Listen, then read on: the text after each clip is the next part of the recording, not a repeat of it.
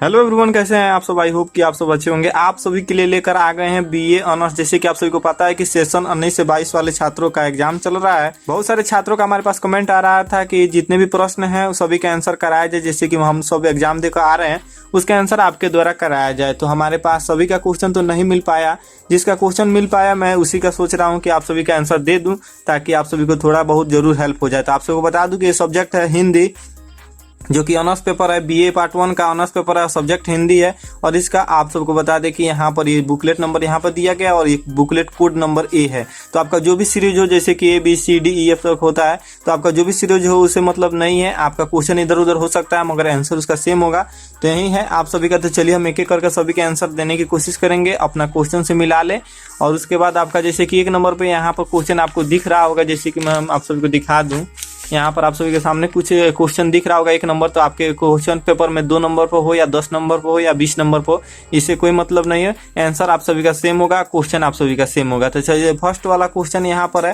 प्रश्न क्या है कि रीतिकाल को श्रृंगार काल का नाम किसने दिया? तो किसने दिया? तो इसका राइट आंसर आप सभी को हो जाएगा ए नंबर ऑप्शन। इसका यहाँ पर बी नंबर मारा है तो ये गलत होगा। इसका हो जाएगा आचार्य है विश्वनाथ प्रसाद मिश्र हो जाएगा इसका। अगर आपने ए नंबर क्वेश्चन ठीक किए होंगे तो बिल्कुल राइट है। जिसमें थोड़ा सा कंफ्यूजन है उसको मैं छोड़ दूंगा, आप अपने स्तर से उसे देख ले। जैसे कि 2 नंबर प्रश्न में थोड़ा सा कंफ्यूजन है, इसका आंसर हमें लगता है कि सी नंबर ऑप्शन होना चाहिए, मगर इसका आंसर नहीं मिल रहा है, रीति मुक्त होना चाहिए। आप अपने स्तर से देख लें। चलिए 3 नंबर क्वेश्चन यहाँ पर देखिए। 3 नंबर प्रश्न यहाँ पर है। प्रश्न क्या है कि इनमें से रीतिकाल का विभाजन नहीं है। तो रीतिकाल का विभाजन नहीं है तो इसका राइट आंसर, अगर आपने डी नंबर ऑप्शन टिक किए होंगे तो यहाँ पर राइट आंसर हो जाएगा। आप लोगों को दिख रहा होगा, कमेंट सेक्शन में जरूर बताइएगा अच्छी तरह से दिख रहा है या नहीं। चलिए अगला प्रश्न यहाँ पर है आपके सामने। प्रश्न है जिन्होंने लक्ष्मण उदाहरण शैली में रचनाएं की उन्हें कहा गया। तो उन्हें क्या कहा गया? तो इसका राइट आंसर यहाँ पर डी नंबर ऑप्शन हो जाएगा, टिक कर लीजिएगा। चलिए आप मिलाते जाइए अच्छी तरह से। थोड़ा सा वीडियो लंबा हो जाएगा, इसलिए हम जो प्रश्न पढ़ना होगा थोड़ा सा लॉन्ग होगा तो उसे छोड़ देंगे। आप इस तरह मिलाते जाइए। रीतिकाल में अलंकृत काल नाम किसने दिया? तो किसने दिया? तो इसका राइट आंसर क्या हो जाएगा? तो आपके सामने अगर डी नंबर ऑप्शन टिक किए होंगे तो बिल्कुल राइट आंसर हो जाएगा। आपका 1 नंबर यहाँ पर 2 नंबर यहाँ पर मिल जाएगा, डॉक्टर रामशंकर शुक्ल। चलिए अगला प्रश्न यहाँ पर है कि आपके पाठ्य ग्रंथ युग्म शक्ति में कितने रचनाकर संग्रहित हैं? तो कितने संग्रहित हैं? तो छठा का क्या हो जाएगा? अगर आपने सी नंबर ऑप्शन टिक किया है तो बिल्कुल राइट आंसर ये हो जाएगा। चलिए यहाँ पर 7 नंबर आचार्य रामचंद्र शुक्ल ने रीतिकाल का प्रवर्तक माना है। किसे माना है? तो इसका राइट आंसर यहाँ पर, अगर आपने ए नंबर ऑप्शन किए हैं ठीक, तो यहाँ पर राइट आंसर हो जाएगा चित्रमणिक त्रिवेठी का। यहाँ पर डी नहीं होगा, डी टिक किए होंगे तो ये गलत होगा, यहाँ पर ए सही होगा।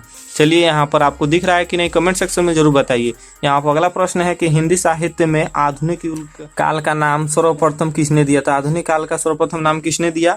8 का आंसर क्या हो जाएगा? सी नंबर ऑप्शन टिक कर लीजिए, आचार्य रामचंद्र शुक्ल ने। मिश्र बंधु नहीं होगा, यहाँ पर बी नंबर ऑप्शन गलत होगा, सी नंबर ऑप्शन बिल्कुल राइट है। चलिए यहाँ तक आपने 8 तक मिला लिया। अपना वीडियो को रोक लो, अगर आपको वीडियो फास्ट हो रहा होगा तो आप वीडियो को रोकिए और उसके बाद अपना मिलाते जाइए।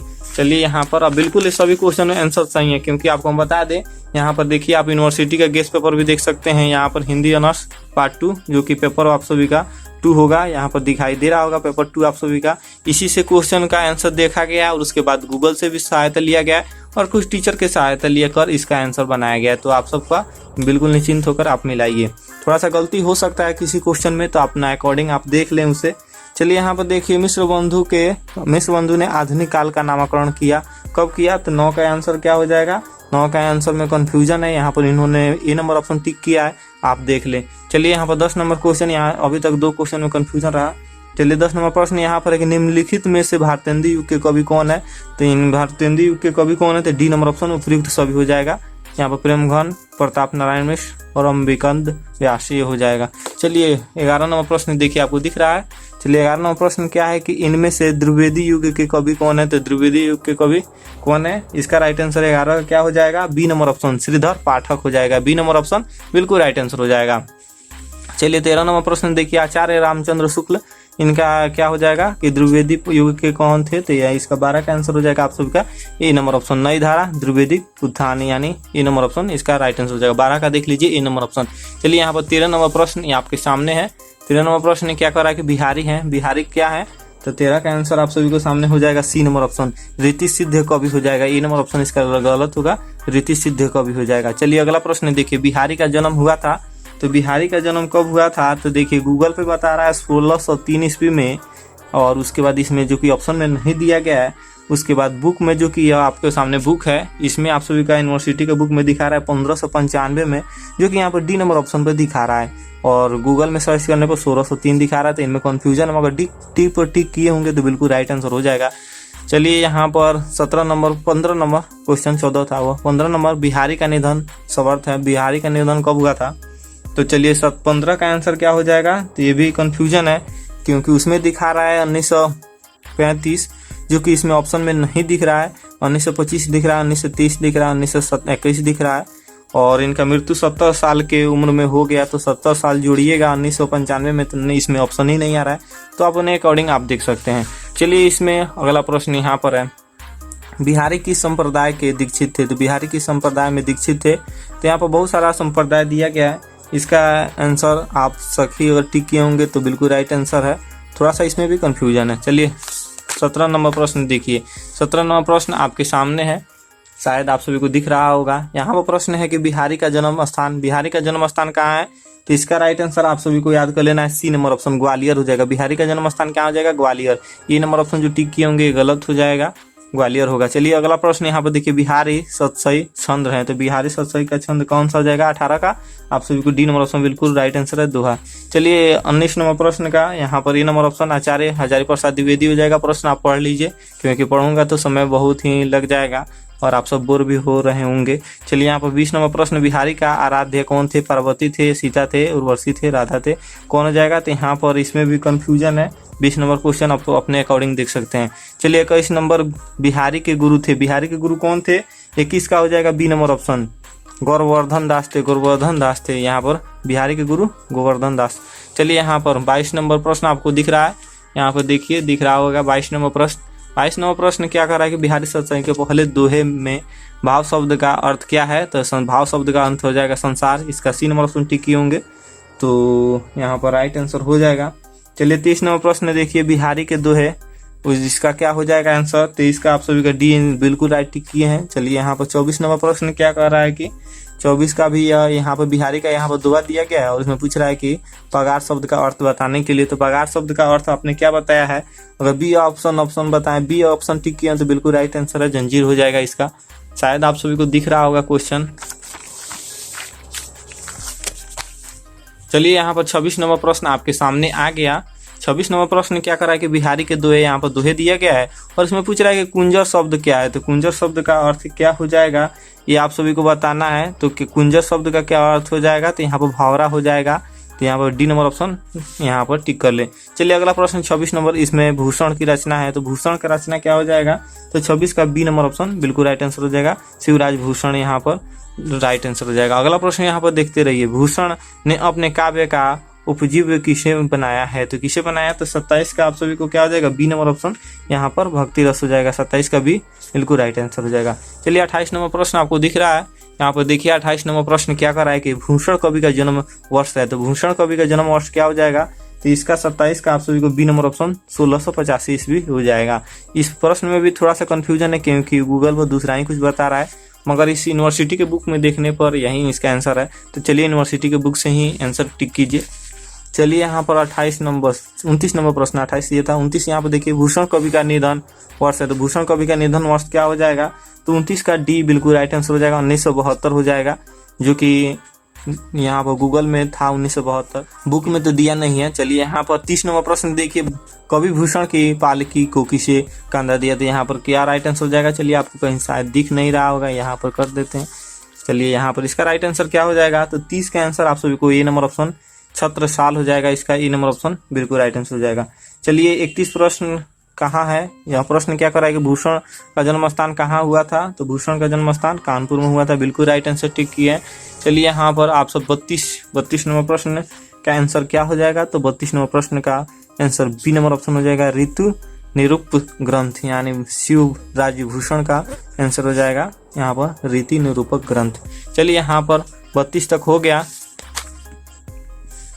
अगला प्रश्न आपके सामने रहा, अगला प्रश्न 33 नंबर प्रश्न क्या करा कि भूषण कवि के भाई कहे जाते थे, क्या कौन से भाई कहे जाते थे। तो ये मोतीराम थे जो कि भाई कहे जाते थे, इसका C number option right answer हो जाएगा। चलिए भूषण कवि के प्राण डैश डैश यहाँ पर दिया गया, इसका आंसर पूछ रहा है कि क्या होगा। तो इसका आंसर आप देख लीजिए, इसका आंसर आपके सामने है, जो कि ये नंबर ऑप्शन टिक किए हैं, बिल्कुल राइट आंसर टिक किए हैं। अगला प्रश्न यहाँ पर है आपके सामने, भूषण ने वीरता के किस रूप में अपने काव्य को प्रस्तावित किया है। तो किस रूप में प्रस्तावित किया है आपके सामने प्रश्न है, और आंसर भी इसका राइट आंसर और टिक किए होंगे डी नंबर ऑप्शन उपयुक्त सभी, क्योंकि दानवीर हो जाएगा, युद्धवीर और दयावीर भी हो जाएंगे। चलिए अगला प्रश्न यहाँ पर देखिए, अगला प्रश्न यहाँ पर दोहा दिया गया है और इसमें पूछ रहा है कि बारहवीं वाह और रतीना शब्द का अर्थ क्या होगा। तो यहाँ पर बादल हो जाएगा, जैसे कि 36 का बी नंबर ऑप्शन बिल्कुल सही किए हैं, बादल और कामदेव हो जाएगा। 37 नंबर प्रश्न आपके सामने रहा, 37 नंबर प्रश्न का आंसर क्या हो जाएगा। तो इसका डी नंबर ऑप्शन नीति कवि हो जाएगा, सी नंबर ऑप्शन यहाँ पर गलत होगा, नीति कवि हो जाएगा मोतीराम का। चलिए यहाँ पर 38 नंबर प्रश्न देखिए, मोतीराम किस मुगल शासक के आश्रय में रहे। तो किस मुगल शासक के आश्रय में रहे। तो इसका 38 का आप सभी को ए नंबर ऑप्शन बिल्कुल राइट आंसर है, शाहजहां के आश्रय में रहे। चलिए यहाँ पर अगला प्रश्न यहाँ पर ललित लालन किसकी रचना है। तो किसकी रचना है, तो मोतीराम का। यहाँ पर 39 का डी नंबर ऑप्शन बिल्कुल राइट आंसर होगा। चलिए 40 का यहाँ पर देखिए, 40 का भी ए नंबर ऑप्शन बिल्कुल राइट आंसर होगा। आप इसे पढ़ सकते हैं, क्योंकि वीडियो थोड़ा लंबा हो रहा है इसलिए हम इसे नहीं पढ़ रहे हैं, केवल ऑप्शन बोलकर इसका आंसर बता रहा हूँ। चलिए यहाँ पर 40 तक हो गया। अगला यहाँ पर देखिए, शायद आप सभी को दिख रहा होगा, यहाँ पर देखिए 41 नंबर प्रश्न। 41 नंबर प्रश्न का यहाँ पर आंसर क्या हो जाएगा। यहाँ पर 41 का आंसर थोड़ा सा कंफ्यूजन है, इसलिए हम इसे नहीं बता सकते हैं, आप अपना स्तर से देख लें। चलिए 42 नंबर प्रश्न क्या, यहाँ पर 42 नंबर प्रश्न का आंसर हो जाएगा ए नंबर ऑप्शन ललित लालम। चलिए यहाँ पर, क्योंकि यहाँ पर पूछ रहा है कि मोतीराम का कौन सा ग्रंथ अपमय दीक्षित कृत यहाँ पर पूछ रहा है, तो इसके आधार पर है, तो यहाँ पर हो जाएगा चलिए ललित लालम। चलिए यहाँ पर 43 नंबर प्रश्न यहाँ पर दिया गया है, इसे आप देख लिया अपने क्वेश्चन में, और इस प्रश्न का आंसर क्या होगा इसे भी आप खुद से ट्राई कीजिए, क्योंकि इसका आंसर हमें खुद नहीं पता है और मैं बुक से सर्च किया तो वहाँ पर नहीं मिला। चलिए यहाँ पर 44 नंबर प्रश्न का आंसर अगर टिक किए होंगे सी नंबर ऑप्शन तो बिल्कुल राइट आंसर टिक किए हैं। 44 प्रश्न क्या है, जो नेरिया आप सब बुक में देख लें, जो कि यहाँ पर दिया गया पंक्ति, इस पंक्ति में आप सभी को बताना है कवि किस कवि के हैं, तो मोतीराम कवि के हैं। चलिए यहाँ पर देख सकते हैं आप 45 नंबर प्रश्न यहाँ पर भी दिया गया है, और उसमें उत्त छंद पूछ रहा है कि मोतीराम ने किसके रूप में यहाँ पर किया है इसका आंसर। तो 44 का आंसर यहाँ पर आप चेक कर सकते हैं, जो कि कृष्ण हो सकता है, थोड़ा सा इसमें भी कंफ्यूजन है, आप इसे चेक कर लें। चलिए 46 नंबर प्रश्न क्या है कि देव का पूरा नाम था। तो देव का पूरा नाम क्या था, इसका बी नंबर ऑप्शन देवदत्त था। बी नंबर ऑप्शन बिल्कुल राइट आंसर है, इस पर आपका 2 नंबर ऑप्शन फिक्स है, 2 नंबर आपका फिक्स है अगर देवदत्त टिके होंगे तो। चलिए यहाँ पर देव प्रसाद नहीं होगा, 46 का डी नंबर ऑप्शन नहीं होगा, बी नंबर ऑप्शन बिल्कुल राइट आंसर होगा। चलिए यहाँ पर 47 नंबर प्रश्न, कवि महाकवि देवदत्त देव का काल था, तो यानी उनका काल कब तक रहा। तो इसका राइट आंसर 47 का क्या हो जाएगा, बी नंबर ऑप्शन। इसका बुक में आंसर गलत भी दिया है, और इसमें सर्च करने पर इसका आंसर इसमें से कोई नहीं आ रहा है, मगर इसमें बुक का आंसर यही दिया है कि 1730 से 1812, तो आप मिला सकते हैं।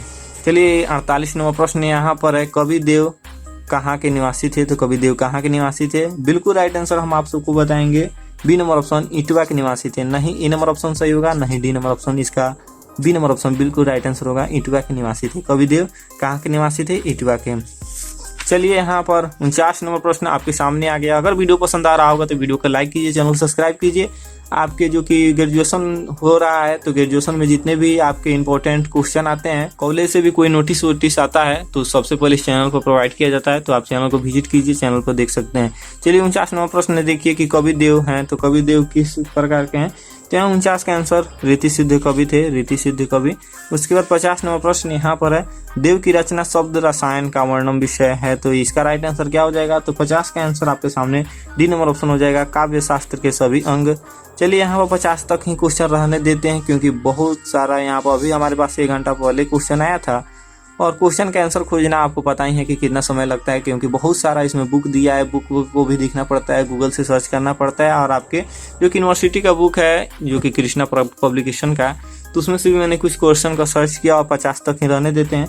51 का बता देता हूँ, क्योंकि यह बिल्कुल सिंपल क्वेश्चन है, जो कि टिक किए हैं बिल्कुल राइट आंसर हो जाएगा। तो 51 तक आप देख लीजिए, उसके बाद आगे का क्वेश्चन थोड़े ही समय के बाद आपको प्रोवाइड कर दिया जाएगा, जो कि इसका वीडियो का काम चल रहा है, क्वेश्चन आंसर खोजा जा रहा है। तो जैसे ही इसका हो जाता है तो आपको वीडियो प्रोवाइड कर दिया जाता है। तो कैसे मिलेगा, सबसे पहले आप चैनल को जरूर सब्सक्राइब कर ले।